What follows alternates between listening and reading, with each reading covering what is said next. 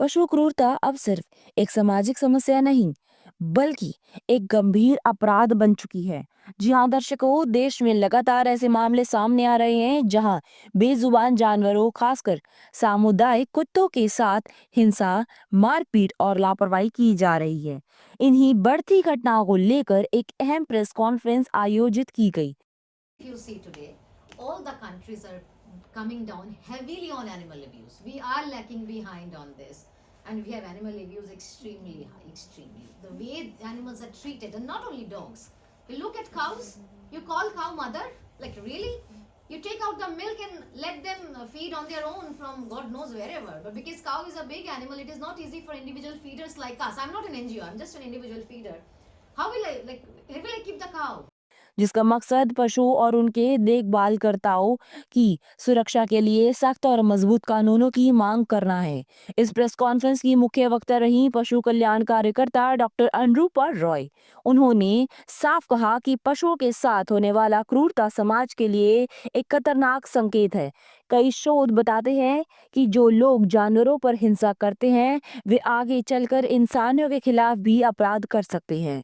Doctor Roy ने बताया कि अधिकतर कुत्ते काटने की घटनाएं जानबूझकर उकसाने, जबरन हटाने, भोजन की कमी और पशु नियंत्रण व्यवस्था में भ्रष्टाचार की वजह से होती है। उन्होंने यह भी स्पष्ट किया कि यह किसी राजनीति या अदालत के खिलाफ आवाज नहीं है, बल्कि यह न्याय व्यवस्था से न्याय की उम्मीद है। सुप्रीम कोर्ट भी साफ कह चुका है कि पशु और उनके देखभालकर्ताओं के साथ दुर्व्यवहार एक आपराधिक अपराध है। डॉक्टर रॉय ने कहा कि जब देश में बलात्कार, सड़क दुर्घटनाएं और गंभीर बीमारियां बड़ी समस्याएं हैं, तो डर फैलाने के लिए फर्जी आंकड़े का इस्तेमाल गलत है।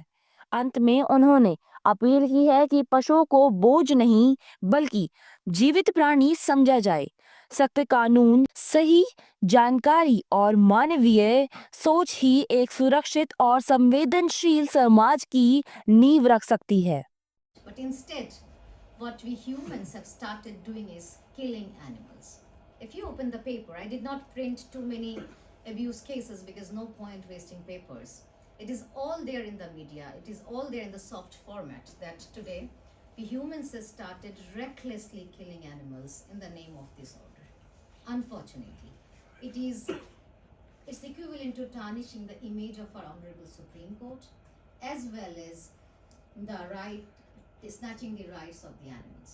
For example, will be doing even more stuff that you are complaining that they're killing, they're running behind us, they're chasing us, etc. It will be uncontrolled because the basic ABC, the Animal Birth Control Program laid down by the government, is not followed completely. It is followed very less. They should have been picking up more important things like rapes or water issues that causes diarrhea and killing thousands of people. But because they have given us this time, understanding everyone's problem, the people who are the victims, the animals who are the victims, they're listening to us.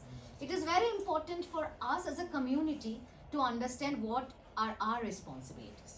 We should not be breaking the bowls we keep for animals, for water.